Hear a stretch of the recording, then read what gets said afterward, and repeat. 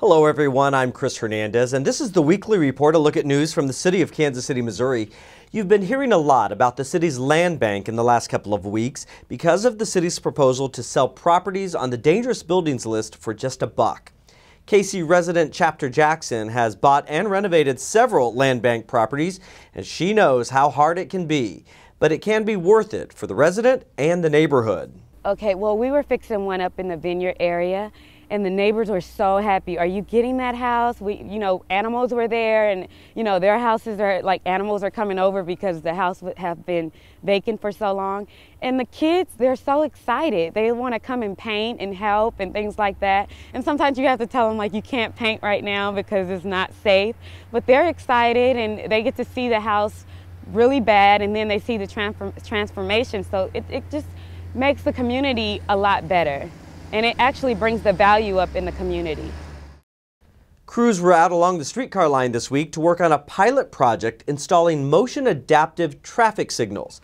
Unlike traffic signals which are on a timer, these new lights have sensors to detect pedestrians and vehicles as they approach a given intersection and to adjust the traffic signals to keep the flow of traffic smooth and seamless. In addition, the Public Works Department has recently completed an upgrade of all of the city's electromechanical traffic signals, some of which dated back to the 1950s technology. The upgrade will significantly reduce overall signal downtime and the need for frequent repairs. Now let's check in with some of our city's departments.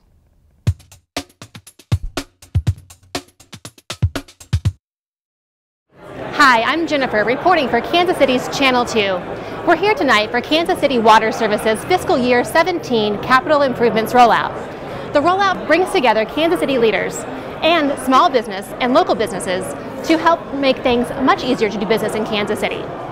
The rollout provides a strategic layout of Kansas City's most important infrastructure investments, which helps Kansas City businesses do their own planning for the year.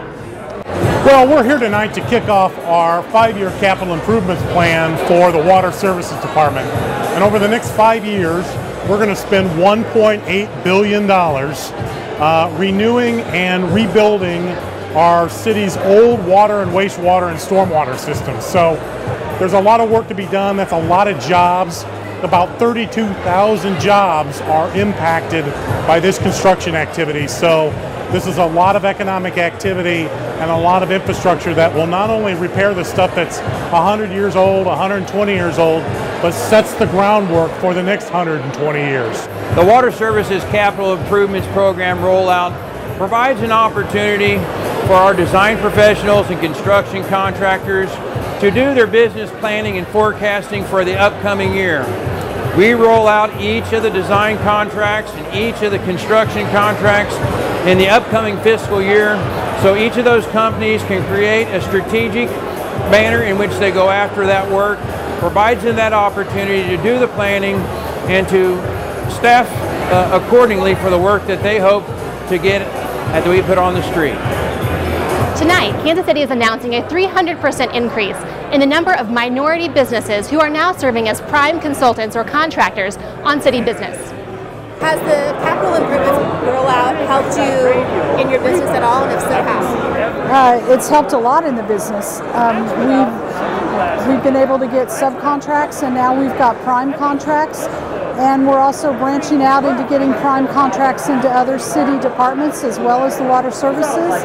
It impacts us really very, positively, and we have created more jobs in Kansas City, and we got a lot of good things with Kansas City Water Service Department, and this is our bread and butter.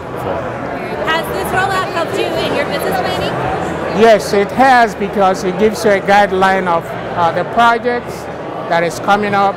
That will help you to plan ahead of time. So Andy has been doing pretty good job, so I give him a good kudo for that process. Yes. What we're talking about is important, because as we talk about rates of water going up, sewer rates going up, and people say, my gosh, why are we doing that? Well, this is why. Because we are putting people to work and we are delivering a level of service that this city hasn't seen, in my view, in decades. That's why tonight is important. That's why you being here is important. I am very passionate about the work I do for the city of Kansas City and who we're doing it for. We're doing it for our current customers to improve customer service, but we're also doing it for customers for generations to come. And that's why I love the job. It's what I find my passion in, and what drives me, because it transcends generations. What we do now will last for 100+ years.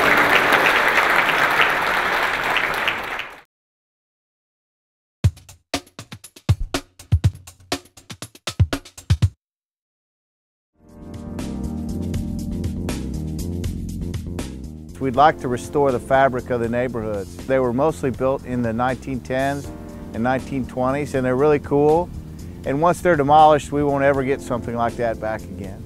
I look at the restroom, I look at the foundation and things like that, and I see a home like that once was. And so I just like having fun, like creating things and trying to find cheap things and putting it in the house that makes it look, and to make it look great again. What we came up with was this dollar program that we'd rather get these properties back into production and get them rehabbed as opposed to having them demolished. It just makes the community a lot better, and it actually brings the value up in the community. Once the house is rehabbed, and the time periods go like this, you have 120 days to cure the code violations on the outside of the house, and then you'll have a year in total to rehab it. And at the end of that rehab, if you put an owner-occupant in that house and they agree to stay for 3 years, we'll have a rebate of $8,500. We think it would take $30,000 or $40,000 to put most of these houses back into a habitable state. If you'd like a land bank house, you could go on our website at kcmo.gov. You'll find information there, and you'll find online applications, and we'd love to put you in one of these houses too.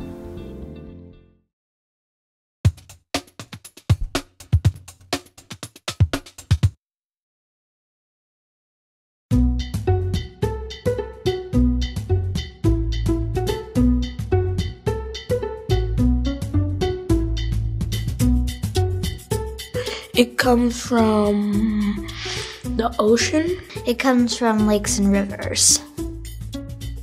The store. A watering fountain. It travels through a pipe that is channeled underground. The water department. My mom's work turns it into water. Well, they would take it from a sewer line. They would bring it back to the place, they would clean it, and then they would just pull out all the things that they don't want in the water. They use purifiers of some sort. I haven't done much research into that, but I think they use purifiers of some sort. They clean it at the plant. They have a special machine that cleans the water. It goes in like this giant dam, and then it gets all cleaned up, and then you ship it in bottles to people.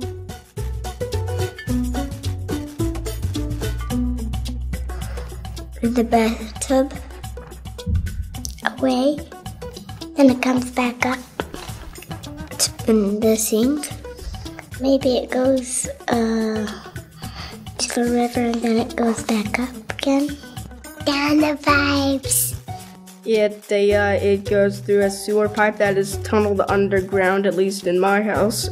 It goes to the sewer, they clean it out, all the stuff up from the sewer, they clean the water really, really good, and then we can drink it.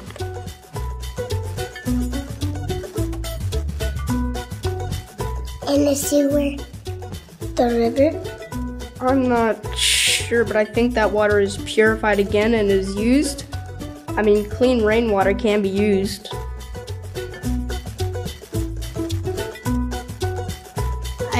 I don't know how much it would cost.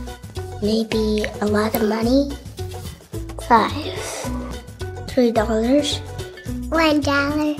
My dad would be the one to ask about that question, but probably a lot.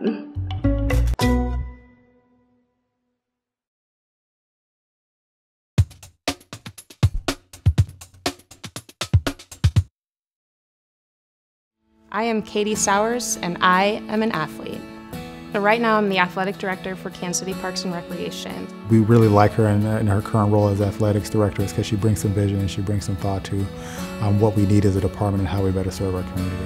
I do a wide variety of things, from running different youth leagues, adult leagues, clinics, really just getting out in the community and trying to impact as many lives as possible through sport and recreation.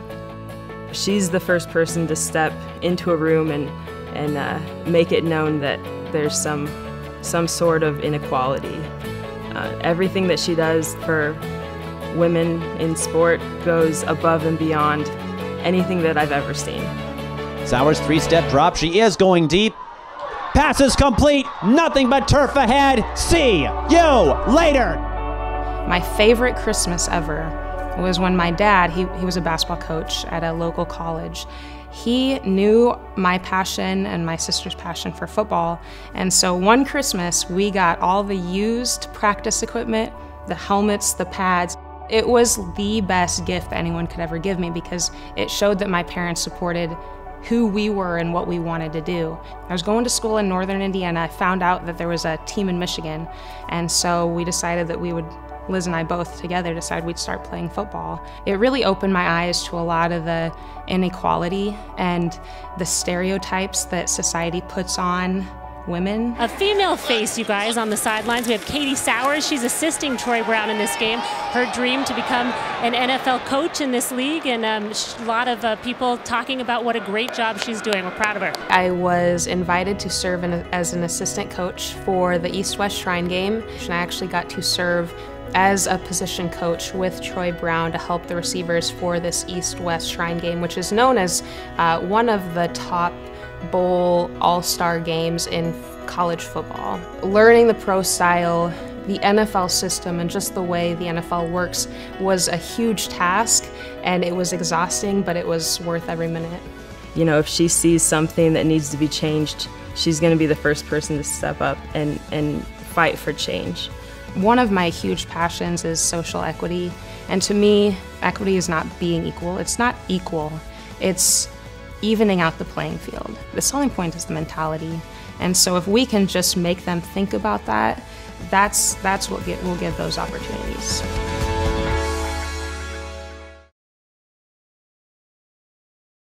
Hey folks, Kansas City is about to throw the biggest street party ever. On May 6th and 7th, we're going to open up our streetcar route downtown, and we're going to have a party at every stop. Come on downtown and join us. Stop in every business, eat at every restaurant, have a great time. But be here on May 6th and 7th. Put it on your calendars and wait for further details. We're going to see you there and have a blast. Kansas City is on the move. Unprecedented growth and development, world-class innovation, vibrancy, energy, excitement for our future. And now there's a new way to experience it, the KC Streetcar. Connecting workers, residents, and visitors to work, home, entertainment, and the arts. From early weekday mornings to late weekend nights. From the River Market to Union Station and all the stops along the way. Thriving with new opportunities, new jobs, new residents, more fun, more life. All right here in Kansas City, together. Learn more at kcstreetcar.org. Is your business looking to hire a summer intern, or would you like to sponsor an internship at a local nonprofit? Then sign up now for the Mayor's Hire KC Youth Job Fair. Hire KC Youth is one of the city's largest job fairs, and it will be held April 16th at the Kauffman Center. Companies and youth 14 to 24 can register at kcmo.gov and search for Hire Youth KC. The proposed Kansas City budget is now available online at kcmo.gov for review by residents, and we'd like your feedback at the 2 remaining public hearings. Both hearings run from 10 a.m. through noon. The next hearing will be held on Saturday, February 27th at the East Patrol Police Station on the Leon Jordan campus at 27th and Prospect. And the final hearing will be Saturday, March 5th at the Hillcrest Community Center, 10401 Hillcrest Road. The public is also invited to ask questions and share ideas regarding the city's budget by participating in the city's annual Twitter budget chat. It's on Tuesday, March 1st from 3 to 4 p.m. During this time, Mayor Sly James, City Manager Troy Schulte, as well as city department directors and budget staff will gather together at City Hall to respond to the public's questions and comments live via Twitter. To participate, just send your questions or comments via Twitter at KCMO and use the hashtag KCMOBudget. Or if you're not on Twitter but you want to send an email, go ahead and do that at kcmosocial@kcmo.org. Participants will receive a response from city leadership responsible for making budget decisions. To view this program again or any other Channel 2 videos, go to kcmo.gov and search Channel 2. That does it for this edition of the Weekly Report. I'm Chris Hernandez. Have a great week.